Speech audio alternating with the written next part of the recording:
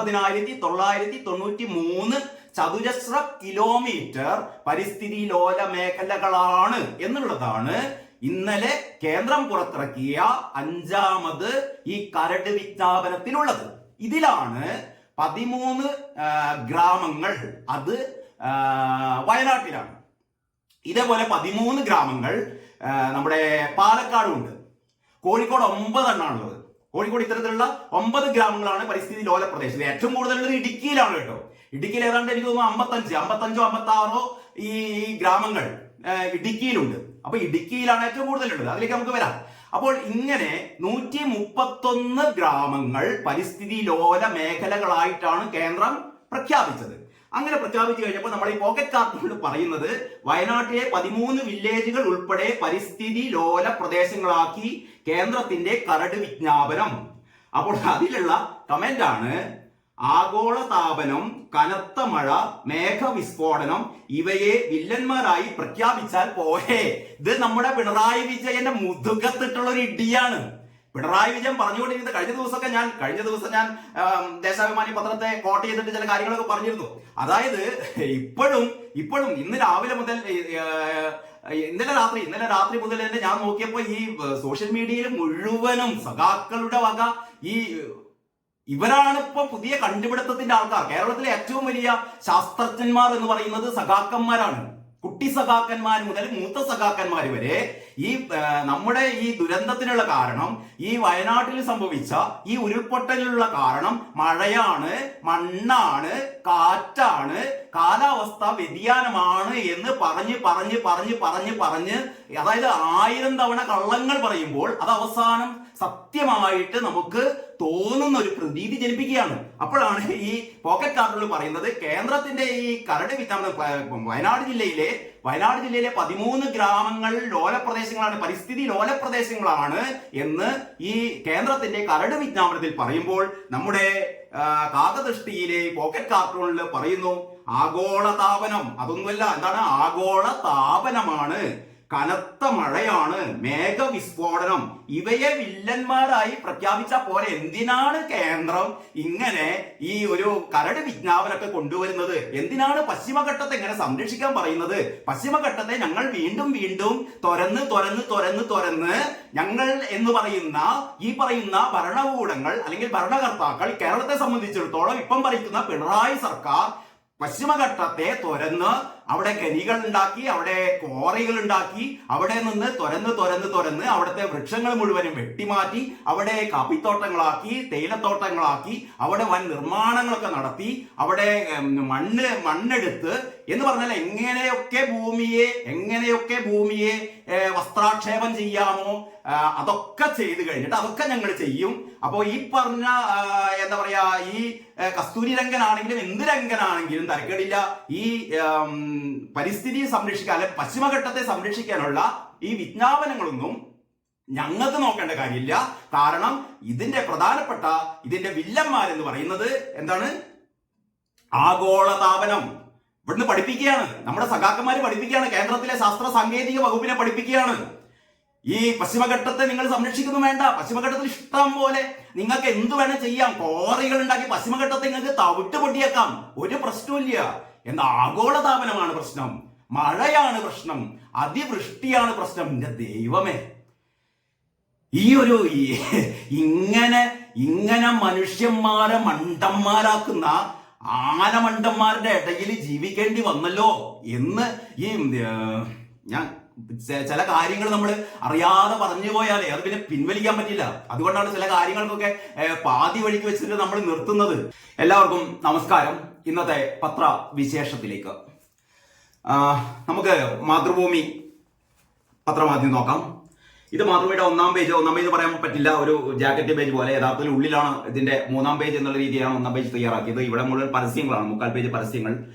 വയനാട്ടിൽ 3 വില്ലേജുകൾ ദുരന്തബാധിതം എന്ന ഒരു തലക്കെട്ട് മാത്രമേ ഇതിലുള്ളൂ. യഥാർത്ഥത്തിൽ ഇതാണ് ഇന്ന് മാതൃഭൂമിയുടെ 1-ാം പേജ് എന്ന് പറയുന്നത്. അതായത് യഥാർത്ഥത്തിലുള്ള 3-ാം പേജ് അതിലെ നാളെ എന്ന ഒരു ചോദ്യ ചിഹ്നമിട്ടുകൊണ്ട് കണ്ണീർ വാർത്തുകൊണ്ടിരിക്കുന്ന ഒരു ബാലികയുടെ പടമാണ്. എന്താണ് നാളെയുടെ അല്ലെങ്കിൽ വയനാട്ടിലെ ഈ ദുരന്തത്തിനിരയായവരുടെ, ജീവൻ രക്ഷപ്പെട്ടവരുടെ ഭാവിയിലേക്കുള്ള ഒരു ചോദ്യചിഹ്നം. അതാണ് നാളെ എന്നുള്ളത് പറയുന്നത്. എന്തെന്നറിയാതെ എന്താണ് കാരണം, ഈ രക്ഷപ്പെട്ട ആൾക്കാരെ സംബന്ധിച്ചിടത്തോളം ഇവരുടെ എല്ലാം നഷ്ടപ്പെട്ടതാണ്. ഇന്നുവരെ ജീവിതത്തിൽ നേടിയതെല്ലാം നഷ്ടപ്പെട്ട മനുഷ്യര് ഇനി എങ്ങനെയാണ് അടുത്ത ഒരു പുതിയ ജീവിതം തുടങ്ങിയാണ്.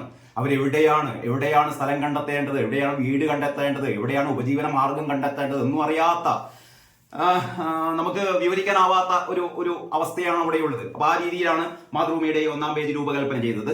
നമുക്ക് ആദ്യം തന്നെ ഞാൻ ഈ മൊത്തം പത്രങ്ങളുടെ കാര്യം പറയുന്നതിന് മുമ്പായിട്ട് ഏറ്റവും പ്രധാനപ്പെട്ട ഇന്നത്തെ പത്രങ്ങൾ എങ്ങനെയാണ് ഒരു വാർത്തയെ കൈകാര്യം ചെയ്തത് എന്നുള്ള കാര്യമാണ് ഞാൻ പറയാൻ വേണ്ടി പോകുന്നത്. അതായത് നമ്മുടെ കേന്ദ്ര പരിസ്ഥിതി വനം മന്ത്രാലയം, അതായത് കേന്ദ്രത്തിലെ വനം, പരിസ്ഥിതി, കാലാവസ്ഥാ വ്യതിയാനം തുടങ്ങിയ വകുപ്പുകളുടെ ചുമതലയുള്ള മന്ത്രാലയം പശ്ചിമഘട്ട സംരക്ഷണത്തിനായുള്ള കരട് വിജ്ഞാപനം പുറത്തിറക്കിയിരിക്കുന്നു. അത് എങ്ങനെയാണ് മാതൃഭൂമി പത്രം, മാതൃഭൂമി അത് 1-ാം പേജിൽ തന്നെ കൊടുത്തിട്ടുണ്ട്. മാതൃഭൂമി 1-ാം പേജിൽ ഇവിടെ ഈ 2 കോളത്തിലാണ് മാതൃഭൂമി ഈ വാർത്ത കൊടുത്തത്. മനോരമയിൽ ഒരുപാട് തെരഞ്ഞാൽ അത് കാണുള്ളൂ. മനോരമയിലും ഉണ്ട്, പിന്നെ മാധ്യമത്തിലുണ്ട് ഒരു ചെറിയ രീതിയിൽ. ദേശാഭിമാനിയിൽ അങ്ങനെ ദേശാഭിമാനിയിലും പിന്നിലെ പേജിൽ അതൊരു ചെറിയ രീതിയിൽ അത് കൊടുത്തിട്ടുണ്ട്. കേരളകൗമുദി എന്താണെന്ന് അറിയില്ല. കേരളകൗമുദിയിൽ ആ വാർത്ത കാണുന്നില്ല. കേരളകൗമുദിയുടെ ഉടമകളൊന്നും തോട്ടം ഉടമകളാണെന്ന് എനിക്കറിയില്ല. അത് കേരളകൗമുദിയെ സംബന്ധിച്ചിടത്തോളം ആ വാർത്ത മിസ്സായതാവാം, അല്ലെങ്കിൽ എന്റെ ശ്രദ്ധക്കുറവുകൊണ്ടായിരിക്കണം. കാരണം ഞാൻ കുറെ നോക്കി, അങ്ങനെ ഒരു വാർത്ത കേരളകൗമുദിയിൽ കണ്ടില്ല. പോട്ടെ, അതിലേക്കൊന്നല്ല കടക്കുന്നത്. അതായത് പത്രത്തിൽ ചില വാർത്തകൾ നമ്മുടെ ശ്രദ്ധക്കുറവ് കൊണ്ടോ അല്ലെങ്കിൽ വാർത്ത കൃത്യസമയത്തിന് കിട്ടാത്തത് കൊണ്ടോ, അങ്ങനെയാണല്ലോ പത്രം നമുക്ക് പ്രിന്റ് ചെയ്യാൻ പോകുന്നതിന് മുമ്പ് ഒരു വാർത്ത കിട്ടിയില്ലെങ്കിൽ അത് ഉൾപ്പെടുത്താൻ പറ്റിയില്ല. അപ്പൊ മനഃപൂർവ്വം കേരളകൗമുദി അങ്ങനെ മനഃപൂർവ്വം ചെയ്തു എന്നൊന്നും ഞാൻ കരുതുന്നില്ല. പക്ഷെ അതൊന്നുമല്ല എന്റെ പ്രശ്നം. എനിക്ക് തോന്നുന്നു ഇന്നലത്തെ ഏറ്റവും പ്രധാനപ്പെട്ട വാർത്ത എന്ന് പറഞ്ഞത് ഇത് തന്നെയാണ്. കേന്ദ്രം പുറപ്പെടുവിച്ച ഈ കരട് വിജ്ഞാപനം, അതായത് പശ്ചിമഘട്ട സംരക്ഷണത്തിനുള്ള നിർദ്ദേശങ്ങൾ അടങ്ങിയ ഒരു കരട് വിജ്ഞാപനമാണ് പുറപ്പെടുവിച്ചത്. അപ്പൊ ഇതിന്റെ കുറച്ച് കള്ളക്കളികളുണ്ട്. ഈ പത്രങ്ങള് ഇപ്പൊ മാതൃഭൂമിയും മനോരമയും മാധ്യമവും ദേശാഭിമാനിയും 4 പത്രങ്ങളിലാണ് ഈ വാർത്ത വന്നത്. അതിൽ ഞാൻ നേരത്തെ പറഞ്ഞ പോലെ മാതൃഭൂമിയിൽ മാത്രമേ ഈ വാർത്ത 1-ാം പേജ് കൊടുത്തിട്ടുള്ളൂ. മറ്റു പത്രങ്ങളൊക്കെ ഉള്ളിൽ എവിടെയൊക്കെയാണ് കൊടുത്തത്.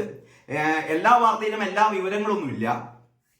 പക്ഷേ ഇതില് ഏറ്റവും രസകരമായ ഒരു കാര്യം എന്ന് പറയുന്നത് മാതൃഭൂമിയുടെ പോക്കറ്റ് കാർട്ടൂൺ കാകദൃഷ്ടി. ഞാൻ ചില ദിവസങ്ങളിലൊന്നും പോക്കറ്റ് കാർട്ടൂണിനെ കുറിച്ച് ഞാൻ പറയാറില്ല. കാരണം എന്ന് പറഞ്ഞാൽ ഈ പോക്കറ്റ് കാർട്ടൂൺ യഥാർത്ഥത്തിൽ പണ്ടൊക്കെ നമ്മൾ പത്രങ്ങൾ വായിക്കുമ്പോൾ ആദ്യം നോക്കുക പോക്കറ്റ് കാർട്ടൂൺ ആണ്. പോക്കറ്റ് കാർട്ടൂൺ എന്ത് പറഞ്ഞു എന്നുള്ളത്. കാരണം അന്നത്തെ മൊത്തം വാർത്തകളുടെ അല്ലെങ്കിൽ ഏറ്റവും പ്രധാനപ്പെട്ട വാർത്തകളുടെ ഏറ്റവും മനസ്സിനെ പെട്ടെന്ന് ചലിപ്പിക്കുന്ന തരത്തിലുള്ള, കൊളുത്തി വലിക്കുന്ന തരത്തിലുള്ള ഒരൊറ്റ വാചകത്തിലോ ഒരു ആക്ഷനിലോ അല്ലെങ്കിൽ ആ രീതിയിലാണ് പോക്കറ്റ് കാർട്ടൂൺ.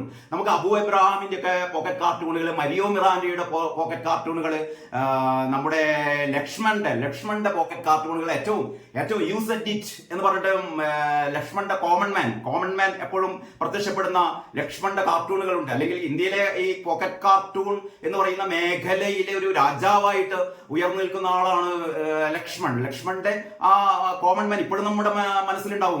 ഒരു സാധാരണക്കാരന്റെ പ്രതീകമായ കോമൺ മാൻ. അതുപോലെ തന്നെ നമ്മുടെ അബു എബ്രഹാമിന്റെ പോക്കറ്റ് കാർട്ടൂണുകൾ, മരിയോ മിറാൻഡയുടെ പോക്കറ്റ് കാർട്ടൂണുകൾ. പക്ഷെ മലയാളത്തില് ഇപ്പൊ ഗോപികൃഷ്ണൻ മാതൃഭൂമിയിൽ വരയ്ക്കുന്നുണ്ട്, സുജിത്ത് കേരളകൗമുദിയിൽ വരയ്ക്കുന്നുണ്ട്, മലയാള മനോരമയില് ആരാണെന്ന് എനിക്ക് അറിയില്ല, കുഞ്ചുകുറുപ്പ് വരയ്ക്കുന്നുണ്ട്. പക്ഷേ അതൊന്നും ഒരു എന്താ പറയാ, നമ്മുടെ ഒരു തൃപ്തിക്കനുസരിച്ച് അല്ലെങ്കിൽ ഒരു പഴയ ഒരു പോക്കറ്റ് കാർട്ടൂണുകളുടെ ഒരു അതിന്റെ എന്താ പറയാ ഒരു തീക്ഷ്ണത, ഒരു ഏറുപടക്കം പോലെ ആയിരിക്കണം ഒരു പോക്കറ്റ് കാർട്ടൂൺ എന്ന് പറയുന്നത്. അങ്ങനെ പലപ്പോഴും ചീറ്റി പോകുന്ന തരത്തിലുള്ള പോക്കറ്റ് കാർട്ടൂണുകൾ വരാറുള്ളത്. ഞാൻ പറഞ്ഞുകൊണ്ട് വരുന്നത് ഇന്നത്തെ മാതൃഭൂമിയിലെ കഴിഞ്ഞ കുറെ കാലത്തിന് ശേഷം ഏറ്റവും രസകരമായ പോക്കറ്റ് കാർട്ടൂണാണ് മാതൃഭൂമിയിലെ കാകദൃഷ്ടിയിലുള്ളത്. അതിങ്ങനെയാണ്: വയനാട്ടിലെ 13 വില്ലേജുകൾ ഉൾപ്പെടെ പരിസ്ഥിതി ലോല പ്രദേശമാക്കി കേന്ദ്രത്തിന്റെ കരട് വിജ്ഞാപനം. അതാണ് ഞാൻ നിങ്ങളോട് പറയാൻ വേണ്ടി പോകുന്നത്. കേന്ദ്രത്തിന്റെ കരട് വിജ്ഞാപനത്തിൽ അല്ലെങ്കിൽ പശ്ചിമഘട്ട സംരക്ഷണത്തിന് വേണ്ടിയിട്ട് കേന്ദ്രം കഴിഞ്ഞ ദിവസം പുറത്തിറക്കിയ കരട് വിജ്ഞാപനത്തിൽ, ഈ കരട് വിജ്ഞാപനം അംഗീകരിച്ചാൽ മാത്രമേ അത് ജനങ്ങളുടെ ഒക്കെ അഭിപ്രായത്തിന് വേണ്ടിയിട്ടാണ് പുറത്തിറക്കിയത്. 60 ദിവസത്തിനുള്ളിൽ ജനങ്ങൾ അഭിപ്രായം അറിയിക്കാനുള്ള വെബ്സൈറ്റിലെ അഡ്രസ് ഒക്കെ കൊടുത്തിട്ടുണ്ട്. സംസ്ഥാന സർക്കാരുകളും അവരുടെ നിലപാട് അറിയിക്കാം. ഇതൊക്കെ കഴിഞ്ഞിട്ട് ഇതിന്റെ യഥാർത്ഥത്തിലുള്ള അന്തിമമായ വിജ്ഞാപനം പുറപ്പെടുവിക്കുള്ളൂ. ഈ ഒരു ഇതിൽ ഒരുപാട് കാര്യങ്ങൾ പറയാനുണ്ട്. ഇത് യഥാർത്ഥത്തില് 2014 നമ്മളിപ്പോ സംസാരിച്ചുകൊണ്ടിരിക്കുന്നത് 2024 400ഓളം ജനങ്ങളെ കുരുതി കൊടുത്ത ആ ഒരു ദുരന്തത്തിന്റെ മുഖത്ത് നിന്നുള്ള സംസാരിക്കുകയാണ് കേട്ടോ. ഇത് യഥാർത്ഥത്തിൽ 2014 നമ്മുടെ ആരാണ്, കസ്തൂരി രംഗൻ, യെസ്, നമ്മുടെ ഗാഡ്ഗിലിനെ ഒക്കെ ചവറ്റുകുട്ടയിലേക്ക് എറിഞ്ഞിട്ട് പകരം കൊണ്ടുവന്ന ആളാണ് കസ്തൂരി രംഗൻ. അപ്പൊ ഗാഡ്ഗിൽ മുന്നോട്ട് വെച്ച നിർദ്ദേശങ്ങളുടെ മുഴുവനും വെള്ളം ചേർത്ത് നേർപ്പിച്ചിട്ട് കസ്തൂരി രംഗൻ നിർദ്ദേശിച്ച ചില ഈ പശ്ചിമഘട്ട സംരക്ഷണത്തിന് വേണ്ടിയുള്ള ചില കാര്യങ്ങൾ ഉൾപ്പെടുത്തിക്കൊണ്ടുള്ളതാണ് ഈ പുതിയ വിജ്ഞാപനം എന്ന് പറയുന്നത്. പക്ഷെ കേരളത്തിൽ അതിന്റെ ശേഷം കസ്തൂരി രംഗനെയും കേരളം തള്ളിക്കളഞ്ഞു. എന്നിട്ട് കേരളം ഈ ഉമ്മൻ സമിതിയെ നിയോഗിച്ചു, ഇതൊന്നും കൂടി ഒന്ന് മയപ്പെടുത്താൻ വേണ്ടിയിട്ട്. അത് അവസാനം കേന്ദ്രം അത് അംഗീകരിച്ചു. അപ്പം അതായത് ഗാഡ്ഗിലിനെ തള്ളി കസ്തൂരി രംഗനെ കൊണ്ടുവന്നു, കസ്തൂരി രംഗൻ അത് നേർപ്പിച്ചു, അതിൽ ഒരുപാട് വെള്ളം ചേർത്തിട്ട് കേരളം പിന്നെയും നേർപ്പിച്ചിട്ടാണ് ഉമ്മന്റെ ഈ റിപ്പോർട്ട് കേന്ദ്രത്തിന് അയച്ചു കൊടുക്കുന്നത്. കേന്ദ്രം അത് അംഗീകരിച്ചിട്ടാണ് ഈ കരട് വിജ്ഞാപനം പുറത്തെടുക്കുന്നത്. ഞാൻ പറഞ്ഞുകൊണ്ട് വരുന്നത് 2014 10 വർഷങ്ങൾക്ക് മുമ്പാണ് പശ്ചിമഘട്ട സംരക്ഷണത്തിന് വേണ്ടിയിട്ടുള്ള ഈ committee, Kasturi Rangan committee report സമർപ്പിക്കുന്നത്. യഥാർത്ഥത്തിൽ ഇത് 2014 തന്നെ നടപ്പിലാക്കിയിരുന്നു എങ്കിൽ കേരളം ഉൾപ്പെടെ 6 സംസ്ഥാനങ്ങളിലൂടെയാണ് പശ്ചിമഘട്ട മലനിരകൾ കടന്നു പോകുന്നത്. മഹാരാഷ്ട്ര മുതൽ ഇങ്ങോട്ടേക്കുണ്ട്, കർണാടകയുണ്ട്, തമിഴ്നാടുണ്ട്, ഗോവയുണ്ട്. അങ്ങനെ ഈ പറയുന്ന സംസ്ഥാനങ്ങളിലൂടെ കടന്നു പോകുന്ന പശ്ചിമഘട്ടത്തിന്റെ ചെരുവിലുള്ള വിസ്തൃതമായ, അതായത് പരിസ്ഥിതി ലോല പ്രദേശങ്ങൾ. ഈ പരിസ്ഥിതി ലോല പ്രദേശത്തിലാണ് കഴിഞ്ഞ ദിവസം മുണ്ടക്കൈയും ചൂരൽമലയും പുഞ്ചിരിമട്ടവും ഒക്കെ ഈ പറയുന്ന പരിസ്ഥിതി ലോല പ്രദേശങ്ങളാണ് കേട്ടോ. ഈ പരിസ്ഥിതി ലോല പ്രദേശങ്ങളിൽ എങ്ങനെയാണ് ജനവാസം അനുവദിക്കേണ്ടത്, എവിടെയൊക്കെ ജനവാസം അനുവദിക്കാം, അവിടെ എങ്ങനെയൊക്കെയാണ് നിർമ്മാണ പ്രവർത്തനങ്ങൾ നടത്തേണ്ടത്, അല്ലെങ്കിൽ എന്തൊക്കെ നിർമ്മാണ പ്രവർത്തനങ്ങൾക്കാണ് വിലക്കുള്ളത്, അവിടെ ക്വാറികൾ പാടില്ല, അവിടെ ഖനനങ്ങൾ പാടില്ല, അത്തരത്തിലുള്ള ഒരുപാട് നിബന്ധനകൾ ഉൾപ്പെടുന്നതാണ് ഈ പറയുന്ന പശ്ചിമഘട്ട സംരക്ഷണത്തിന് വേണ്ടിയിട്ടുള്ള വിജ്ഞാപനം എന്ന് പറയുന്നത്. ഈ വിജ്ഞാപനം ഇപ്പോഴും 5ാമത്തെ തവണയാണ് കേട്ടോ. 5ാമത്തെ തവണ. എനിക്ക് സംശയമുണ്ട് 6ാമത്തെ തവണയാണോ എന്ന്. എന്തായാലും നമുക്ക് നോക്കാം. 5ാമത്തെ തവണയാണ് ഈ കരട് വിജ്ഞാപനം. ഓരോ പ്രാവശ്യവും പുറത്തിറക്കി സംസ്ഥാനങ്ങൾ അതിൽ വെള്ളം ചേർത്ത് വീണ്ടും വെള്ളം ചേർക്കുകയാണ്. വീണ്ടും വെള്ളം ചേർക്കുകയാണ്. ഏറ്റവും പുതിയ പിന്നെയും വെള്ളം ചേർക്കലുണ്ട് പിണറായി വിജയന്റെ വക. അതിലേക്ക് ഞാൻ വരാം. അപ്പൊ ഞാൻ പറഞ്ഞുകൊണ്ട് വരുന്നത് 2014 കേന്ദ്രത്തിന് സമർപ്പിച്ച ഈ കസ്തൂരി രംഗന്റെ റിപ്പോർട്ട് 10 വർഷത്തിന് ശേഷവും ഇപ്പോഴും ഇതാ 5ാം തവണ കരട് നിർദ്ദേശങ്ങളുമായി സംസ്ഥാനത്തെ ഏൽപ്പിച്ചിരിക്കുകയാണ്. ഈ റിപ്പോർട്ടിനെ പറ്റിയിട്ടാണ് ഞാൻ കാകദൃഷ്ടിയിലേക്കാണ് വരുന്നത്. ആദ്യം തന്നെ അത് പറഞ്ഞിട്ട് നമുക്ക് ഇതിലേക്ക് പോകാം. പറഞ്ഞിട്ട് അപ്പോൾ കാകദൃഷ്ടിയിൽ പറയുന്നത് വയനാട്ടിലെ, അപ്പോൾ ഈ പറയുന്ന ഈ കരട് വിജ്ഞാപനത്തില് വയനാട്ടിലെ 13 ഗ്രാമങ്ങൾ, 13 വില്ലേജുകൾ ഈ പരിസ്ഥിതി ലോല പ്രദേശങ്ങളായിട്ട് ഈ കരട് വിജ്ഞാപനത്തിലുണ്ട്. കേരളത്തിലാകെ 131 വില്ലേജുകൾ. നിങ്ങൾ മനസ്സിലാക്കണം, കേരളത്തിൽ പരിസ്ഥിതി ലോല പ്രദേശങ്ങളായിട്ട് ഈ കരട് വിജ്ഞാപനത്തിൽ 131 വില്ലേജുകൾ രേഖപ്പെടുത്തിയിട്ടുണ്ട്. ഇതിന്റെ വിസ്തൃതി എന്ന് പറയുന്നത് ഇത് മൊത്തം ഏതാണ്ട് 9993 ചതുരശ്ര കിലോമീറ്റർ ആണ് കേട്ടോ. 9993 ചതുരശ്ര കിലോമീറ്റർ വിസ്തൃതിയുള്ള കേരളത്തിലെ 14 12 ജില്ലകളും, 2 ജില്ലകൾ ഒഴിവാക്കി. 2 ജില്ലകളിൽ പരിസ്ഥിതി ലോല പ്രദേശങ്ങൾ ഇല്ല എന്നാണ് പറയുന്നത്. ഇത് ഒഴിവാക്കിയത് ആലപ്പുഴയും കാസർഗോഡുമാണ് ഒഴിവാക്കിയത്. അപ്പൊ ആലപ്പുഴയും കാസർഗോഡും ഒഴികെയുള്ള മറ്റ് 12 ജില്ലകളിലെ 9993 ചതുരശ്ര കിലോമീറ്റർ പരിസ്ഥിതി ലോല മേഖലകളാണ് എന്നുള്ളതാണ് ഇന്നലെ കേന്ദ്രം പുറത്തിറക്കിയ 5ാമത് ഈ കരട് വിജ്ഞാപനത്തിലുള്ളത്. ഇതിലാണ് 13 ഗ്രാമങ്ങൾ, അത് വയനാട്ടിലാണ്. ഇതേപോലെ 13 ഗ്രാമങ്ങൾ നമ്മുടെ പാലക്കാടും ഉണ്ട്. കോഴിക്കോട് 9 എണ്ണാണുള്ളത്. കോഴിക്കോട് ഇത്തരത്തിലുള്ള 9 ഗ്രാമങ്ങളാണ് പരിസ്ഥിതി ലോല പ്രദേശത്ത്. ഏറ്റവും കൂടുതലുള്ളത് ഇടുക്കിയിലാണ് കേട്ടോ. ഇടുക്കിയിൽ ഏതാണ്ട് എനിക്ക് തോന്നുന്നു 55 56 ഈ ഗ്രാമങ്ങൾ ഇടുക്കിയിലുണ്ട്. അപ്പൊ ഇടുക്കിയിലാണ് ഏറ്റവും കൂടുതലുള്ളത്. അതിലേക്ക് നമുക്ക് വരാം. അപ്പോൾ ഇങ്ങനെ 131 ഗ്രാമങ്ങൾ പരിസ്ഥിതി ലോല മേഖലകളായിട്ടാണ് കേന്ദ്രം പ്രഖ്യാപിച്ചത്. അങ്ങനെ പ്രഖ്യാപിച്ചു കഴിഞ്ഞപ്പോൾ നമ്മൾ ഈ പോക്കറ്റ് കാർട്ടൂണിൽ പറയുന്നത് വയനാട്ടിലെ 13 വില്ലേജുകൾ ഉൾപ്പെടെ പരിസ്ഥിതി ലോല പ്രദേശങ്ങളാക്കി കേന്ദ്രത്തിന്റെ കരട് വിജ്ഞാപനം. അപ്പോൾ അതിലുള്ള കമന്റ് ആണ്, ആഗോളതാപനം, കനത്ത മഴ, മേഘവിസ്ഫോടനം ഇവയെ വില്ലന്മാരായി പ്രഖ്യാപിച്ചാൽ പോരെ. ഇത് നമ്മുടെ പിണറായി വിജയന്റെ മുതുകത്തിട്ടുള്ള ഒരു ഇടിയാണ്. പിണറായി വിജയൻ പറഞ്ഞുകൊണ്ടിരുന്നത് കഴിഞ്ഞ ദിവസം ഞാൻ ദേശാഭിമാനി പത്രത്തെ കോട്ട് ചെയ്തിട്ട് ചില കാര്യങ്ങളൊക്കെ പറഞ്ഞിരുന്നു. അതായത് ഇപ്പോഴും ഇന്ന് രാവിലെ മുതൽ ഇന്നലെ രാത്രി മുതൽ തന്നെ ഞാൻ നോക്കിയപ്പോ ഈ സോഷ്യൽ മീഡിയയിൽ മുഴുവനും സഖാക്കളുടെ വക ഇവരാണ് ഇപ്പൊ പുതിയ കണ്ടുപിടുത്തത്തിന്റെ ആൾക്കാർ. കേരളത്തിലെ ഏറ്റവും വലിയ ശാസ്ത്രജ്ഞന്മാർ എന്ന് പറയുന്നത് സഖാക്കന്മാരാണ്. കുട്ടി സഖാക്കന്മാർ മുതൽ മൂത്ത സഖാക്കന്മാർ വരെ ഈ നമ്മുടെ ഈ ദുരന്തത്തിനുള്ള കാരണം, ഈ വയനാട്ടിൽ സംഭവിച്ച ഈ ഉരുൾപൊട്ടലിനുള്ള കാരണം മഴയാണ്, മണ്ണാണ്, കാറ്റാണ്, കാലാവസ്ഥ വ്യതിയാനമാണ് എന്ന് പറഞ്ഞ് അതായത് 1000 തവണ കള്ളങ്ങൾ പറയുമ്പോൾ അത് അവസാനം സത്യമായിട്ട് നമുക്ക് തോന്നുന്ന ഒരു പ്രതീതി ജനിപ്പിക്കുകയാണ്. അപ്പോഴാണ് ഈ പോക്കറ്റ് കാർഡുകൾ പറയുന്നത് കേന്ദ്രത്തിന്റെ ഈ കരട് വിജ്ഞാപനം വയനാട് ജില്ലയിലെ 13 ഗ്രാമങ്ങൾ ലോലപ്രദേശങ്ങളാണ്, പരിസ്ഥിതി ലോലപ്രദേശങ്ങളാണ് എന്ന് ഈ കേന്ദ്രത്തിന്റെ കരട് വിജ്ഞാപനത്തിൽ പറയുമ്പോൾ നമ്മുടെ കാകദൃഷ്ടിയിലെ പോക്കറ്റ് കാർട്ടൂണിൽ പറയുന്നു ആഗോളതാപനം. അതൊന്നുമല്ല, എന്താണ് ആഗോളതാപനമാണ്, കനത്ത മഴയാണ്, മേഘവിസ്ഫോടനം ഇവയെ വില്ലന്മാരായി പ്രഖ്യാപിച്ച പോലെ എന്തിനാണ് കേന്ദ്രം ഇങ്ങനെ ഈ ഒരു കരട് വിജ്ഞാപനമൊക്കെ കൊണ്ടുവരുന്നത്? എന്തിനാണ് പശ്ചിമഘട്ടത്തെ ഇങ്ങനെ സംരക്ഷിക്കാൻ പറയുന്നത്? പശ്ചിമഘട്ടത്തെ ഞങ്ങൾ വീണ്ടും തുറന്ന് ഞങ്ങൾ എന്ന് പറയുന്ന ഭരണകൂടങ്ങൾ അല്ലെങ്കിൽ ഭരണകർത്താക്കൾ കേരളത്തെ സംബന്ധിച്ചിടത്തോളം ഇപ്പം ഭരിക്കുന്ന പിണറായി സർക്കാർ പശ്ചിമഘട്ടത്തെ തുറന്ന് അവിടെ ഖനികൾ ഉണ്ടാക്കി, അവിടെ ക്വാറികൾ ഉണ്ടാക്കി, അവിടെ നിന്ന് തുറന്ന് അവിടുത്തെ വൃക്ഷങ്ങൾ മുഴുവനും വെട്ടിമാറ്റി അവിടെ കാപ്പിത്തോട്ടങ്ങളാക്കി, തേയിലത്തോട്ടങ്ങളാക്കി, അവിടെ വൻ നിർമ്മാണങ്ങളൊക്കെ നടത്തി, അവിടെ മണ്ണെടുത്ത് എന്ന് പറഞ്ഞാൽ എങ്ങനെയൊക്കെ ഭൂമിയെ വസ്ത്രാക്ഷേപം ചെയ്യാമോ അതൊക്കെ ചെയ്ത് കഴിഞ്ഞിട്ട് അതൊക്കെ ഞങ്ങൾ ചെയ്യും.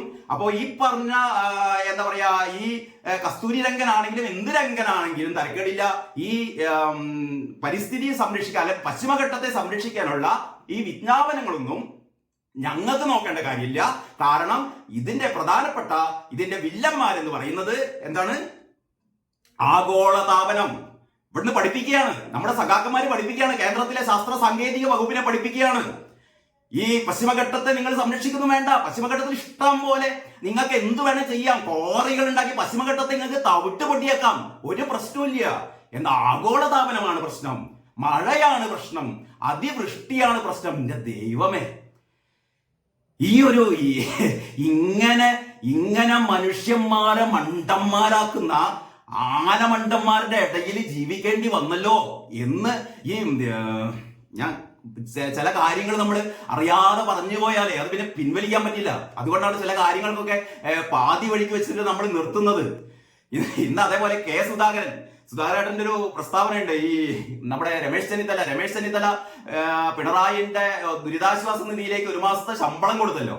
അപ്പൊ അതിനെ പറ്റിയിട്ട് പത്രക്കാർ ചോദിച്ചപ്പോ സുധാകരൻ എന്തോ എന്ന് പറഞ്ഞിട്ട് പകുതി വഴിക്ക് നിർത്തിക്കളഞ്ഞു. കാരണം സുധാകരന്റെ വായിന്ന് ചിലത് ചാടിക്കഴിഞ്ഞാൽ, പണ്ട് തന്നെ നമ്മൾ നമ്മുടെ വി ഡി സതീശനെ വിളിച്ചൊരു കാര്യം നമുക്കൊക്കെ അറിയാലോ. അതേപോലെ രമേശ് ചെന്നിത്തലയെ കുറിച്ച് അങ്ങനെ വിളിച്ചതൊന്നുമല്ല, രമേശ് ചെന്നിത്തല ചെയ്തത് എന്നുള്ളത് പാതി വഴിക്ക് നിർത്തിയിരുന്നു. അപ്പൊ ഞാനും ഇപ്പം പാതി വഴിക്ക് നിർത്തുകയാണ് നമ്മുടെ ചില കാര്യങ്ങളൊക്കെ. കാരണം എന്ന് പറഞ്ഞാൽ നമ്മൾ പറഞ്ഞു പോകും, കാരണം അങ്ങനെയാണ് കാര്യങ്ങൾ. അപ്പോൾ ഈ പോക്കറ്റ് കാർട്ടൂണില് നമ്മുടെ സഖാക്കന്മാരുടെ ഈ പറയുന്ന തോന്നിവാസത്തെയാണ് ഏറ്റവും രസകരമായി വിവരിച്ചത്. എന്തിനാണ് ഈ വിജ്ഞാപനങ്ങളൊക്കെ പുറപ്പെടുവിക്കുന്നത്? ഞങ്ങളെ പിണറായിന്റെ അടുത്തേക്ക് കൊണ്ട് വന്നാൽ പിണറായി പറയല്ലോ ഇതൊന്നും വേണ്ട. എന്താ വേണ്ടത്? വില്ലന്മാരെന്ന് പറയുന്നത് ക്വാറികളല്ല. യഥാർത്ഥത്തിൽ ഈ കരട് വിജ്ഞാപനത്തിൽ പരിസ്ഥിതി ലോല പ്രദേശങ്ങളായി പ്രഖ്യാപിച്ച സ്ഥലങ്ങളിൽ ക്വാറികൾ പാടില്ല, ജലവൈദ്യുത പദ്ധതികൾ പാടില്ല, താപവൈദ്യുത നിലയങ്ങൾ പാടില്ല, വലിയ നിർമ്മാണങ്ങൾ പാടില്ല, നിലവിലുള്ള കെട്ടിടങ്ങൾ മാത്രം അറ്റകുറ്റപ്പണികൾ ചെയ്യാം, അവിടെ വൻ മരങ്ങൾ മുറിക്കാൻ പാടില്ല, അല്ലെങ്കിൽ അവിടെ ഈ പ്രകൃതിയെ ഹനിക്കുന്ന മറ്റു പ്രവർത്തനങ്ങൾ ഒന്നും ചെയ്യാൻ പാടില്ല. ഇങ്ങനെ നിരവധിയായ നിഷ്കർഷിക്കുന്ന, ഇങ്ങനെ ചെയ്യരുത് എന്ന് വിലക്കുന്ന ഒരുപാട് വിലക്കുകളുണ്ട്. ഈ പരിസ്ഥിതി ലോല മേഖലയായി അന്തിമ വിജ്ഞാനത്തിൽ പ്രഖ്യാപിച്ചാൽ, ഇപ്പൊ അന്തിമ വിജ്ഞാപനം വന്നിട്ടില്ല, ഇത് കരട് വിജ്ഞാപനമാണ്. ഇത് നമ്മുടെ അഭിപ്രായങ്ങളൊക്കെ രേഖപ്പെടുത്തി അവർക്ക് വേണമെങ്കിൽ അത് എടുക്കാം, അല്ലെങ്കിൽ തള്ളിക്കളയാം. ഇപ്പൊ ഏറ്റവും വലിയ രസം എന്താണെന്നറിയോ? കേരളം പറയുന്നത്, ഞാൻ നേരത്തെ പറഞ്ഞല്ലോ, 9993 ചതുരശ്ര കിലോമീറ്റർ ആണ് കേരളത്തിലുള്ള ഇതിന്റെ ഒരു വ്യാപ്തി എന്ന് പറയുന്നത്. അപ്പൊ കേരളം പറയുന്നത് ഇതിന്റെ അകത്തുനിന്ന് ഒരു 1000-ൽ കൂടുതൽ, കൃത്യമായിട്ട് കണക്ക് പറയാം, 1000-ൽ കൂടുതൽ ചതുരശ്ര കിലോമീറ്റർ നിന്നാണ്ട് ഒഴിവാക്കി തരണം. ഈ 9993 എന്ന് പറയുന്നത് കൂടുതലും വനപ്രദേശമാണ്. അപ്പൊ കേരളം പറയുന്നത് ഈ അതിലൊരു 1000 ചില്ലാൻ ചതുരശ്ര കിലോമീറ്റർ കൂടി അതിന്റെ അകത്തുനിന്നാണ്ട് ഒഴിവാക്കി തരണം എന്ന് പറഞ്ഞാൽ, ഇപ്പോൾ ഞങ്ങൾ തുരക്കുന്ന മലകളും, ഇപ്പോൾ ഞങ്ങൾ നിർമ്മിക്കുന്ന ഈ വലിയ എടുപ്പുകളും, ഇപ്പോൾ ഞങ്ങൾ കയ്യേറുന്ന കാടുകളും ഒക്കെ ഞങ്ങൾക്ക് തന്നെ വേണം. അതിലൊന്നും നിങ്ങൾ ഇടപെടാൻ പാടില്ല, അതൊന്നും ഈ മേഖലയിൽ പാടില്ല. അല്ലെങ്കിൽ ഈ വിജ്ഞാപനത്തിന്റെ ഇടയിൽ, അല്ലെങ്കിൽ നിങ്ങൾ 9993 എന്ന് പറഞ്ഞത് കേരളത്തിലെ ഉമ്മൻ പറഞ്ഞ എന്താ പറയാ ഘട്ടത്തിലാണ് കേട്ടോ, അല്ലെങ്കിൽ അവരുടെ നിർദ്ദേശമാണ്, കസ്തൂരിരംഗന്റെ അല്ല. യഥാർത്ഥത്തിൽ കസ്തൂരിരംഗൻ കേരളത്തിലെ 13,000-ൽ കൂടുതൽ, എനിക്ക് തോന്നുന്നു 13,013 തോന്നുന്നു, 13,000 ചതുരശ്ര കിലോമീറ്ററുകളാണ് യഥാർത്ഥത്തിൽ കസ്തൂരിരംഗൻ, അതായത് ഗാഡ്ഗിൽ ചൂണ്ടിക്കാണിച്ച, അല്ലെങ്കിൽ ഗാഡ്ഗിൽ വിഭാവനം ചെയ്തത് അതിനേക്കാൾ കൂടുതൽ സ്ഥലങ്ങളാണ്. തീർച്ചയായും അതെത്രയാണെന്ന് എനിക്കറിയില്ല, അല്ലെങ്കിൽ അത് പരിശോധിക്കണം. എന്തായാലും ഗാഡ്ഗിൽ കമ്മിറ്റിയിൽ വെള്ളം ചേർത്തിട്ടാണല്ലോ ഈ കസ്തൂരിരംഗൻ കമ്മിറ്റി രൂപീകരിച്ചത്. അപ്പൊ കസ്തൂരിരംഗൻ കമ്മിറ്റിയിൽ യഥാർത്ഥത്തിൽ കേരളത്തിലെ 13,000 ചില്ലുവാൻ, അല്ലെങ്കിൽ 13,000-ൽ കൂടുതൽ ചതുരശ്ര കിലോമീറ്ററുകളായിരുന്നു പരിസ്ഥിതി ലോല മേഖലകളായി മാറ്റിയിരുന്നത്. ഇതാണ് നമ്മൾ വീണ്ടും ഉമ്മനെ ചുമതലപ്പെടുത്തിയിട്ട് അത് വെട്ടിക്കുറച്ചിട്ട് 9999 നമ്മളത് കുറച്ചു. എന്നിട്ട് അതെങ്ങനെയെങ്കിലും കേന്ദ്രത്തിനെ കൊണ്ട് അത് സമ്മതിപ്പിച്ചു. ഓക്കെ, അത് ശരി എന്ന് പറഞ്ഞു. ഇപ്പൊ വീണ്ടും പറയുന്നു എന്ന് പറഞ്ഞാൽ കഴിഞ്ഞ ഇതിപ്പോ 5ാമത്തെ കരട് വിജ്ഞാപനമാണെങ്കിൽ 4ാമത്തെ കരട് വിജ്ഞാപനത്തിൽ അത് പുറത്തു വന്നപ്പോൾ, അത് എനിക്ക് തോന്നുന്നു 2022-ലാണ് അതിന്റെ കാലാവധി കഴിഞ്ഞത്. പിന്നെ ഒരു വർഷം കൂടി അത് എക്സ്റ്റെൻഡ് ചെയ്ത് കൊടുത്തു ഈ കരട് വിജ്ഞാപനം. അപ്പോഴൊക്കെ നമ്മൾ കേന്ദ്രത്തോട് ആവശ്യപ്പെട്ടത് അതിന്റെ അകത്തുനിന്ന് ഒരു 1000 ചില്ലാൻ ചതുരശ്ര കിലോമീറ്റർ കൂടിയാണ് മാറ്റി തരൂ എന്ന് പറഞ്ഞപ്പോൾ നമ്മുടെ ഹരിത ട്രൈബ്യൂണലാണ് ഇതിൽ ഇടപെട്ടത്. NGT, national green tribunal, NGT ഇടപെട്ടിട്ട് പറഞ്ഞു ഇതില് ഒരു മാറ്റവും പാടില്ല, ഈ പറയുന്ന വിസ്തൃതി രേഖപ്പെടുത്തിയിൽ ഒരു വെട്ടിക്കുറച്ചിലും പാടില്ല എന്ന് നാഷണൽ ഹരിത ട്രിബ്യൂണലാണ്, ദേശീയ ഹരിത ട്രിബ്യൂണലാണ് ഈ അവരുടെ ഒരു മാർഗനിർദ്ദേശം പുറപ്പെടുവിച്ചത്. അതുകൊണ്ട് മാത്രമാണ്, അതുകൊണ്ട് ഇനി ഇതിൽ തൊട്ട് കളിക്കാൻ പറ്റില്ല, ഇത് വിസ്തൃതി കുറയ്ക്കാൻ പറ്റില്ല. എങ്കിലും കേരളം പറഞ്ഞുകൊണ്ടിരിക്കും. കേരളത്തിന്റെ ആവശ്യം എന്താണ്? കേരളത്തിന്റെ ആവശ്യം ഇതൊന്നും വേണ്ട, ഇമ്മാതിരി പരിപാടിയെ വേണ്ട. ഈ പരിസ്ഥിതി ലോല ഒരു മണ്ണാങ്കട്ടി ഇല്ല. പിണറായി വിജയൻ പറഞ്ഞു കേട്ടില്ലേ, ഇതൊന്നും ഒരു പ്രശ്നമല്ല. പ്രശ്നം മഴയാണ്, പ്രശ്നം ഈ കാലാവസ്ഥാ വ്യതിയാനമാണ്, പ്രശ്നം കാറ്റാണ്. അപ്പോ ഇതൊന്നും വേണ്ട എന്നാണ് പറയുന്നത്. അപ്പൊ ഇങ്ങനെയൊക്കെയാണ് കാര്യങ്ങൾ. അപ്പൊ ഏതായാലും ഈ കാകദൃഷ്ടിയിൽ വളരെ വളരെ രസകരമായി ഈ പറയുന്ന നമ്മുടെ ഇടതുപക്ഷ സർക്കാരിന്റെ തോന്നിവാസങ്ങൾ കിട്ട ഒരു നല്ലൊരു കുത്താണ് ഈ പറയുന്ന കാകദൃഷ്ടിയിൽ പറഞ്ഞത്. ഇതൊക്കെ എന്തിനാണ് ഈ വിജ്ഞാപനം? നമുക്ക് വില്ലന്മാരായിട്ട് ആരെ പ്രഖ്യാപിച്ചാൽ പോലെ? കാലാവസ്ഥാ വ്യതിയാനത്തെയും പിന്നെ ഈ ആഗോളതാപനത്തെയും അതിവൃഷ്ടിയെയും എന്ന് പറഞ്ഞാൽ പരാപ്പരുമഴയെയും നമുക്ക് അങ്ങോട്ട് വില്ലന്മാരായി പ്രഖ്യാപിക്കാം. ഇതൊന്നും വേണ്ട എന്നാണ് പറയുന്നത്. ഇനി നമുക്ക് വാർത്തയിലേക്ക് വരാം. അപ്പൊ മാതൃഭൂമിയുടെ ഈ വാർത്ത കൊടുത്തിരിക്കുന്നത് ഇങ്ങനെയാണ്. മാതൃഭൂമിയുടെ ടൈറ്റില് കേരളത്തിലെ 9993.7 ചതുരശ്ര കിലോമീറ്റർ പരിസ്ഥിതി ലോലം. കണ്ടല്ലോ, കേന്ദ്ര വിജ്ഞാപനം മുണ്ടക്കൈ ദുരന്ത പിറ്റേന്ന്. കേന്ദ്ര വിജ്ഞാപനം ഇറങ്ങിയത് ദുരന്തത്തിന്റെ പിറ്റേന്ന്. അതിൽ പ്രത്യേകിച്ച് കഥകളൊന്നുമില്ല. കാരണം അതൊരു പ്രത്യേക കാലഘട്ടത്തിൽ ഓരോ വിജ്ഞാപനം ഇറക്കും. ഇത് കരട് വിജ്ഞാപനം ഇറക്കിയതുകൊണ്ട് അത് ഈ ദിവസം ആയതുകൊണ്ടോ, അല്ലെങ്കിൽ ഈ ദിവസത്തിന്റെ പിറ്റേന്നായതുകൊണ്ടോ, അത് മുമ്പ് ആയതുകൊണ്ടോ പ്രത്യേകിച്ച് ഗുണമൊന്നുമില്ല. കാരണം ഈ കരട് വിജ്ഞാപനം വെച്ചിട്ട് നമുക്കൊന്നും ചെയ്യാൻ പറ്റില്ല. അന്തിമ വിജ്ഞാപനം വരണം ഇതൊക്കെ നിയന്ത്രിക്കണമെങ്കിൽ. അപ്പോൾ ഇതിൽ പറയുന്നത് ഇങ്ങനെയാണ്: ഉരുൾപൊട്ടൽ വൻ ദുരന്തത്തിനിടയാക്കിയ വയനാട്ടിലെ 13 വില്ലേജുകൾ അടക്കം കേരളത്തിലെ 9993.7 ചതുരശ്ര കിലോമീറ്റർ പ്രദേശം പരിസ്ഥിതി ലോല മേഖലയായി ശുപാർശ ചെയ്ത് കേന്ദ്ര സർക്കാർ കരട് വിജ്ഞാപനം പുറത്തിറക്കി. പശ്ചിമഘട്ടം കടന്നുപോകുന്ന കേരളം, ഗുജറാത്ത്, മഹാരാഷ്ട്ര, ഗോവ, കർണാടക, തമിഴ്നാട് എന്നീ 6 സംസ്ഥാനങ്ങളിലെ പരിസ്ഥിതി ലോല പ്രദേശങ്ങളെ കുറിച്ചുള്ള കരട് വിജ്ഞാപനമാണ് ജൂലൈ 31 കേന്ദ്ര വനം പരിസ്ഥിതി മന്ത്രാലയം പുറത്തിറക്കിയത്. ഓക്കെ, കേരളത്തിലെ 12 ജില്ലകളിലെ 131 ഗ്രാമങ്ങൾ പട്ടികയിലുണ്ട്. വയനാട്ടിലെ മാനന്തവാടി, വൈത്തിരി എന്നീ താലൂക്കുകളിലെ 13 വില്ലേജുകൾ പട്ടികയിൽ ഉൾപ്പെടുന്നു. ജനങ്ങൾക്ക് 60 ദിവസത്തിനുള്ളിൽ അഭിപ്രായങ്ങൾ അറിയിക്കാം. ഇതുകൂടി കണക്കിലെടുത്തായിരിക്കും അന്തിമ വിജ്ഞാനം ഉണ്ടാക്കുക. അപ്പൊ ജനങ്ങൾക്ക് അവരുടെ അഭിപ്രായങ്ങളൊക്കെ അറിയിക്കാം. അതിലെന്തെങ്കിലും കഴമ്പുണ്ടെങ്കിൽ, മാറ്റേണ്ടതുണ്ടെങ്കിൽ കേന്ദ്രം അത് തിരുത്തും. ഇനി പശ്ചിമഘട്ട സംരക്ഷണത്തിനായി ഡോക്ടർ കസ്തൂരി രംഗന്റെ നേതൃത്വത്തിലുള്ള സമിതിയുടെ ശുപാർശകൾ അനുസരിച്ച് 2014 പുറത്തിറങ്ങിയ കരട് വിജ്ഞാപനത്തിന്റെ അടിസ്ഥാനത്തിലാണ് 5ാം വട്ടം വിജ്ഞാപനം പുറത്തിറങ്ങിയത്. ഞാൻ നേരത്തെ പറഞ്ഞു, അതായത് 2014 കസ്തൂരി രംഗൻ റിപ്പോർട്ട് സമർപ്പിക്കുന്നത്. അതിന്റെ അടിസ്ഥാനത്തിലാണ് ഇപ്പൊ 5ാം തവണയും ഇങ്ങനെ ഒരു കരട് വിജ്ഞാപനം പുറപ്പെടുവിച്ചിരിക്കുന്നത്. സംസ്ഥാനങ്ങൾ അഭിപ്രായ വ്യത്യാസം ഉയർത്തിയതിനാലാണ് അന്തിമ വിജ്ഞാനം വൈകുന്നത്. മനസ്സിലായില്ലേ? സംസ്ഥാനങ്ങൾ, കേരളം ഉൾപ്പെടെയുള്ള സംസ്ഥാനങ്ങൾ, ഈ 6 സംസ്ഥാനങ്ങൾ പറഞ്ഞല്ലോ, അതിൽ ഏറ്റവും കൂടുതൽ കലാപം ഉണ്ടാക്കിയത് കേരളമാണ്. അപ്പൊ കേരളം ഉൾപ്പെടെയുള്ള സംസ്ഥാനങ്ങൾ മുഖം തിരിച്ചതിനാലാണ് നമുക്ക് കഴിഞ്ഞ ദിവസം നമ്മുടെ സ്വന്തം 400-ൽ കൂടുതൽ 500ഓളം വരുന്ന പാവപ്പെട്ട മനുഷ്യരെ കുരുതി കൊടുത്തത് യഥാർത്ഥത്തിൽ കേരളത്തിലെ സർക്കാരാണ്. അല്ലാതെ ആർക്കെങ്കിലും പറയാൻ പറ്റുമോ? ഇത് 2014 ഒന്ന് ആലോചിച്ച് നോക്കണം. 2014 തന്നെ ഇങ്ങനെ ഒരു വിജ്ഞാപനം, കരട് വിജ്ഞാപനം നമ്മൾ അംഗീകരിച്ചു. പുതിയൊരു വിജ്ഞാപനം, അന്തിമ വിജ്ഞാപനമായി എന്ന് പറഞ്ഞാൽ വളരെ കർക്കശമായ രീതിയിൽ ഈ പറഞ്ഞ സ്ഥലങ്ങളൊന്നും ഒരാളെയും പാർപ്പിക്കില്ല. ഇപ്പൊ മുണ്ടക്കൈയിലും ഈ പറയുന്ന ചൂരൽമലയിലും പുഞ്ചിരിമട്ടത്തൊന്നും അല്ലെങ്കിൽ മേപ്പാടി പഞ്ചായത്തിലെ ഈ തരത്തിലുള്ള പരിസ്ഥിതി ലോല പ്രദേശങ്ങളിലൊന്നും ഇത്തരത്തിലുള്ള വൻ എടുപ്പുകൾ ഉണ്ടാവില്ല. അവിടെയൊന്നും പാടികൾ ഉണ്ടാവില്ല. അവിടെയൊന്നും ഇത്തരത്തിലുള്ള മരം വെട്ടി നശിപ്പിച്ചുകൊണ്ടുള്ള കൃഷി നടത്തില്ല, ക്വാറികൾ നടത്തില്ല, അനധികൃത നിർമ്മാണ പ്രവർത്തനങ്ങൾ നടത്തില്ല. ജനങ്ങളെ അവിടെ അതൊക്കെ അപകട മേഖലയാണ്, ലോല പ്രദേശങ്ങളാണ്. ഏത് നിമിഷവും ഇത്തരത്തിലുള്ള പ്രകൃതി ദുരന്തങ്ങൾ ഉണ്ടാകാം. അവിടെ ഒന്നും ജനങ്ങളെ പാർപ്പിക്കില്ല, അവിടെ നിന്നൊക്കെ മാറ്റി പാർപ്പിക്കും. എന്ന് പറഞ്ഞാൽ നമ്മൾ ഇവിടത്തെ സർക്കാർ, പിണറായി സർക്കാർ കഴിഞ്ഞ 8 വർഷത്തിൽ കൂടുതലായി ഭരിച്ചുകൊണ്ടിരിക്കുന്നു. ഈ രക്തക്കറ എത്രായിരം ഗംഗാ തീർത്ഥത്തിൽ കൊണ്ട് മുക്കിയാലും കൈകൾ ശുദ്ധമാകില്ല സഖാക്കളെ. 2014 വിജ്ഞാപനം നിങ്ങളൊക്കെ കൂടിയാണ്. ഇതില് UDF മാറി നിൽക്കാൻ പറ്റില്ല കേട്ടോ. ഇത് UDF ആണെങ്കിലും LDF ആണെങ്കിലും ഒക്കെ കണക്ക് തന്നെ. എല്ലാ രാഷ്ട്രീയ പാർട്ടികളും ഇവർക്കൊക്കെ പ്രത്യേക താല്പര്യങ്ങളുണ്ട്. എല്ലാവർക്കും ഓരോ കോറി, അനധികൃത കോറികൾ ഉണ്ടാകുമ്പോഴും ഈ കോറികളിൽ നിന്നുള്ള പണമാണ് ഈ പറയുന്ന രാഷ്ട്രീയ നേതാക്കൾ കറവ പശു പോലെ ഈ ഊറ്റിയെടുക്കുന്നത്. അവരുടെ ബാങ്ക് അക്കൗണ്ടിലേക്ക് എത്തിക്കോളും. അല്ലെങ്കിൽ അവരുടെ കള്ളപ്പണമായോ വെള്ളപ്പണമായോ ഒക്കെ അവരുടെ അക്കൗണ്ടുകളിലേക്ക് എത്തിക്കോളും. മാസപ്പടിയായും വാർഷികപ്പടിയായും ഒക്കെ എത്തിക്കോളും.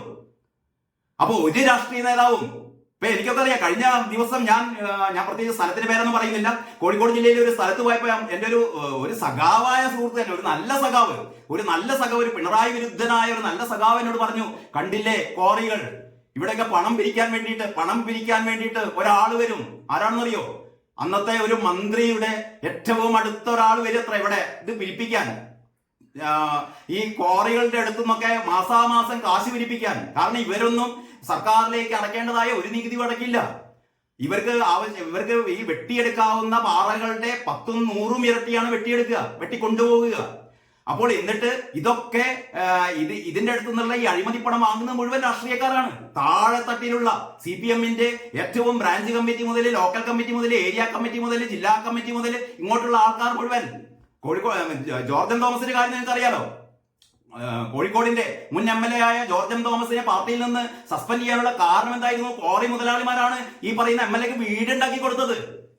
കോഴിക്കോട്ടെ സഖാക്കൾക്ക് മോനമാഷാണ് CPM-ന്റെ ജില്ലാ സെക്രട്ടറി ഇപ്പം, അല്ലേ? മോനമാഷിന്റെ നേതൃത്വത്തിലുള്ള കമ്മിറ്റിയാണ് ജോർജൻ തോമസിനെ എടുത്ത് പുറത്തേക്കിട്ടില്ല, സസ്പെൻഡ് ചെയ്തു. സസ്പെൻഷൻ കാലാവധി ഇതപ്പൊ കഴിഞ്ഞു. വീണ്ടും തിരിച്ചെത്തും മൂപ്പര്. വീടുണ്ടാക്കി കൊടുത്തത് ക്വാറിക്കാരാണ്, ക്വാറി മുതലാളിമാർ. നമ്മുടെ കേരളീയം നടത്താൻ വേണ്ടിയിട്ട്, നവകേരള സദസ്സ് നടത്താൻ വേണ്ടിയിട്ട് ഈ പറയുന്ന ക്വാറി മുതലാളിമാരുടെ അടുത്ത് നിന്നാണ് നമ്മൾ പോയി കണ്ട് സ്പോൺസർഷിപ്പ് ചോദിച്ചത്. അപ്പൊ നമ്മളൊക്കെ നമ്മുടെ ഈ പറയുന്ന ഇടതുപക്ഷ സർക്കാർ എന്ന് പറയുന്ന, ജനങ്ങളുടെ സർക്കാർ എന്ന് പറയുന്ന സർക്കാരാണ് ഇതിനൊക്കെ ഏക ഉത്തരവാദി.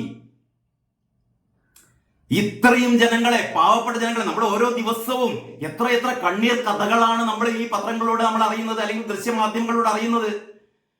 മക്കൾ നഷ്ടപ്പെട്ടവര് കണ്ണിന്റെ മുന്നിലൂടെ ഒലിച്ചു പോവുകയാണ്.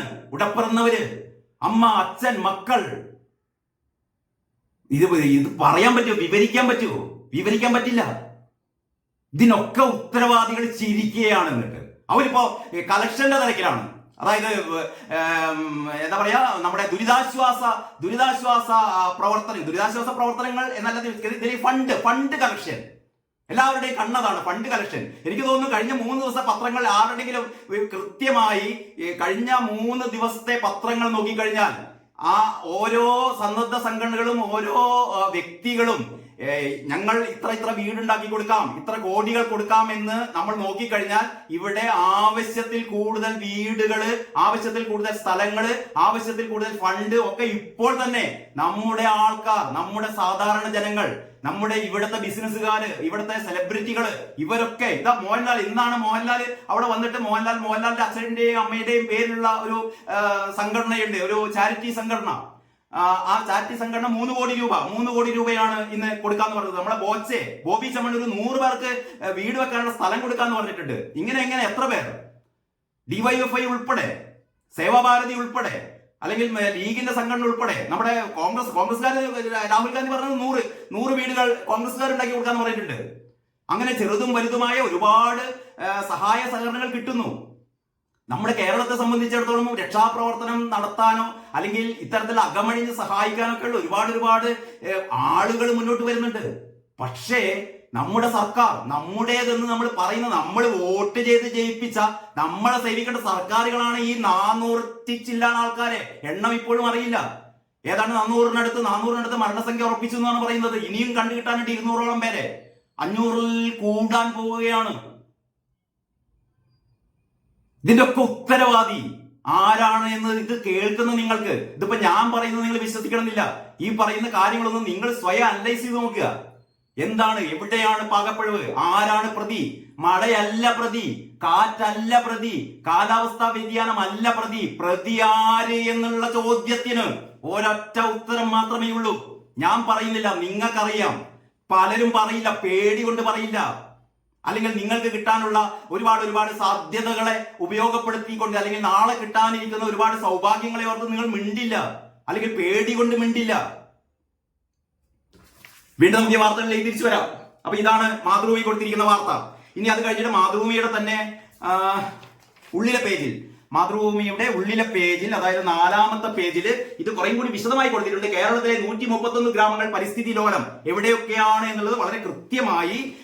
എനിക്ക് തോന്നുന്നു ഈ വാർത്ത ഏറ്റവും നന്നായി കൊടുത്തത് മാതൃഭൂമി തന്നെയാണ്. മാതൃഭൂമിക്ക് അങ്ങനെ ഈ താല്പര്യങ്ങൾ ഉണ്ടോ ഇല്ലോ എന്നൊന്നും ഞാൻ പറയുന്നില്ല. പക്ഷേ മാതൃഭൂമി വാർത്ത വെള്ളം ചേർക്കാതെ നല്ല രീതിയിൽ തന്നെ മാതൃഭൂമി കൊടുത്തിട്ടുണ്ട്. വിജ്ഞാപനത്തിൽപ്പെട്ട ജില്ലകളും താലൂക്കുകളും, ഓരോ ജില്ലയിൽ എത്ര ഗ്രാമങ്ങളാണ് ഇതിൽ ഉൾപ്പെട്ടത്. അതായത് എറണാകുളത്ത് ഒരു ഗ്രാമം മാത്രമേ ഉള്ളൂ കേട്ടോ, കോതമംഗലം 1, ഇടുക്കിയിൽ 51 എണ്ണം, ദേവികുളം, ഇടുക്കി, പീരുമേട്, തൊടുപുഴ, ഉടുമ്പൻചോല താലൂക്കുകളായിട്ട് 51 ഗ്രാമങ്ങൾ, കണ്ണൂരിൽ ഇരിട്ടി, തലശ്ശേരി താലൂക്കുകളിൽ 3 ഗ്രാമങ്ങൾ, കൊല്ലത്ത്, പത്തനാപുരത്തും പുനലൂരിലും 5 എണ്ണം, കോട്ടയത്ത്, കാഞ്ഞിരപ്പള്ളിയിലും മീനച്ചിലും 4 എണ്ണം, കോഴിക്കോട്, കൊയിലാണ്ടി, താമരശ്ശേരി, വടകര ഭാഗങ്ങളിലായിട്ട് 9 ഗ്രാമങ്ങൾ, പാലക്കാട്, ആലത്തൂർ, അട്ടപ്പാടി, ചിറ്റൂർ, മണ്ണാർക്കാട്, പാലക്കാട് മേഖലകളായിട്ട് 13 എണ്ണം, പത്തനംതിട്ടയിൽ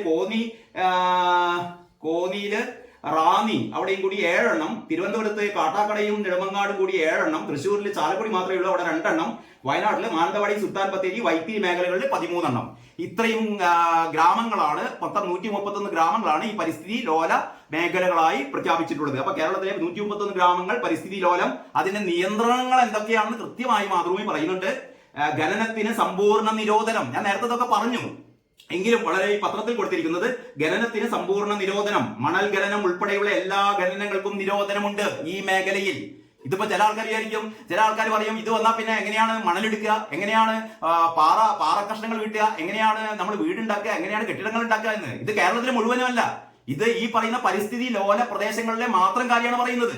അപ്പോൾ ഖനനത്തിന് സമ്പൂർണ്ണ നിരോധനം, മണൽ ഖനനം ഉൾപ്പെടെയുള്ള എല്ലാ ഖനനങ്ങൾക്കും നിരോധനമുണ്ട്. നിലവിലുണ്ടായിരുന്ന ഖനനങ്ങൾ അന്തിമ വിജ്ഞാപനം ഇറങ്ങി 5 വർഷത്തിനുള്ളിലോ അല്ലെങ്കിൽ ഖനന കരാറിന്റെ കാലാവധി അവസാനിക്കുമ്പോഴോ ഇതിൽ ഏതാണോ ആദ്യം വരുന്നത് അതിനനുസരിച്ച് നിർത്തണം. അതായത് ഈ അന്തിമ വിജ്ഞാപനം പുറപ്പെടുവിച്ചു കഴിഞ്ഞാൽ ഈ ഖനനങ്ങളൊക്കെ അതിനുശേഷം 5 വർഷത്തിനുള്ളിൽ നിർത്തിപ്പോണം. അല്ലെങ്കിൽ ഇതിന്റെ കരാർ കാലാവധി അതിന് മുന്നേ കഴിയുകയാണെങ്കിൽ നിർത്തിപ്പോണം, പിന്നെ തുടരാൻ പറ്റില്ല.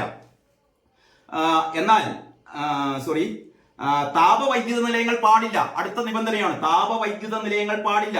മലിനീകരണ നിയന്ത്രണ അതോറിറ്റികൾ ചുവപ്പ് വിഭാഗത്തിൽപ്പെടുത്തിയ വ്യവസായങ്ങൾ, റെഡ് കാറ്റഗറിയിലുള്ള വ്യവസായങ്ങൾ ഒന്നും അവിടെ പാടില്ല. ഓറഞ്ച് വിഭാഗത്തിലെ വ്യവസായങ്ങൾക്ക് തന്നെ നിയന്ത്രണങ്ങളോടെ പ്രവർത്തിക്കാം. കെട്ടിട നിർമ്മാണം, ടൗൺഷിപ്പ് വികസനം തുടങ്ങിയവയ്ക്ക് നിയന്ത്രണം.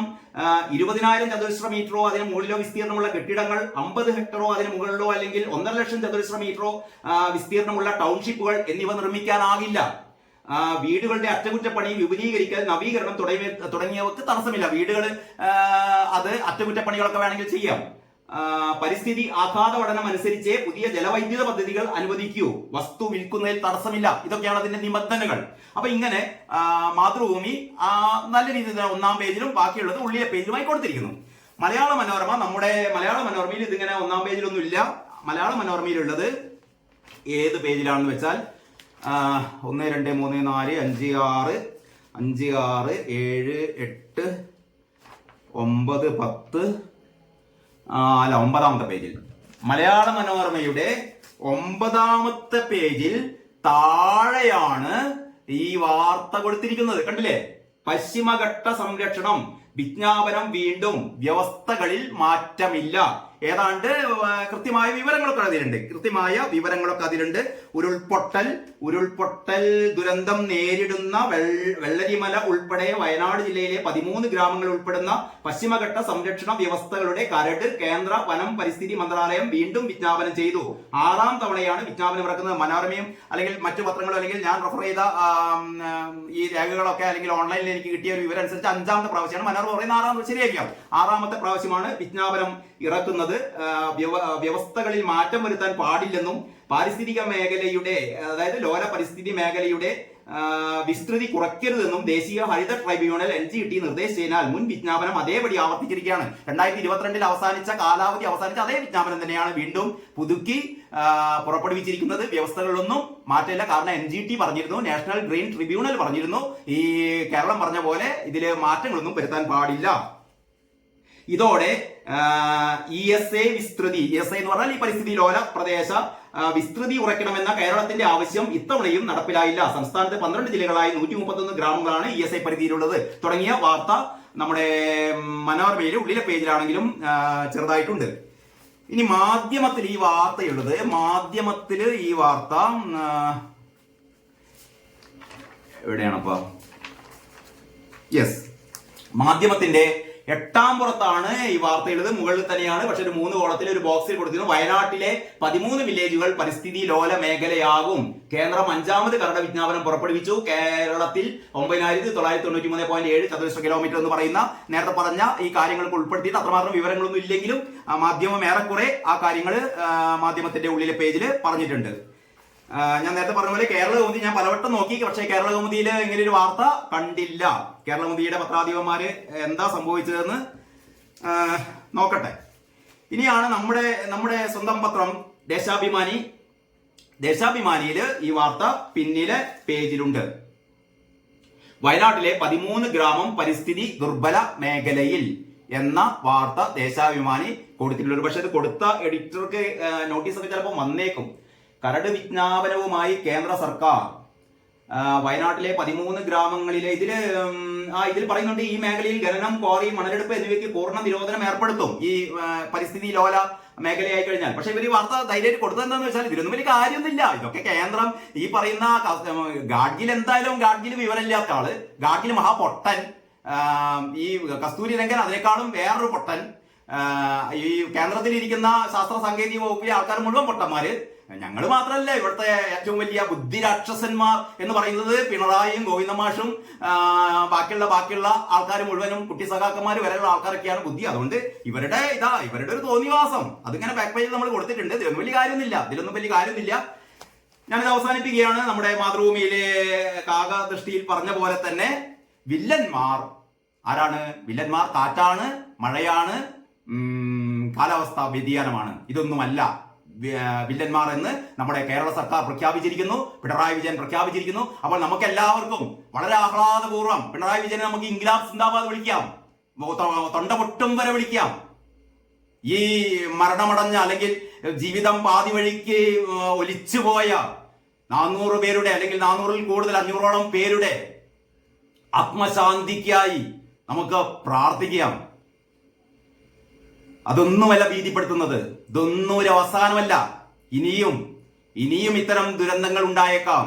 അപ്പോഴും പിണറായി വിജയന്റെ ശിങ്കിടികളും കാളികൂളി സംഘവും ആഹ്ലാദഭരിതരായി ഇവർ വീണ്ടും ഞങ്ങളാണ് രക്ഷാപ്രവർത്തനത്തിൽ ഞങ്ങൾ മുമ്പിൽ, ഞങ്ങൾ പുനരധിവാസത്തിൽ മുമ്പിൽ. പക്ഷേ തടുക്കാൻ, നിയന്ത്രിക്കാൻ അത് വേണ്ട. ഇതാണ് ഇവരുടെ ഒരു രീതി. ഞാൻ തൽക്കാലം നിർത്തുകയാണ്. ഇന്ന് ഇത്രയൊക്കെ തന്നെ പറയുന്നുള്ളൂ. ഒന്ന് രണ്ട് കാര്യങ്ങളോട് പറയാനുണ്ട്. നമ്മുടെ ഖാദർ കമ്മിറ്റി റിപ്പോർട്ടിനെ കുറിച്ചുണ്ട്. അത് നമുക്ക് അടുത്ത വീഡിയോയിൽ പറയാം. എല്ലാവർക്കും ഒരുപാട് നന്ദി, നമസ്കാരം.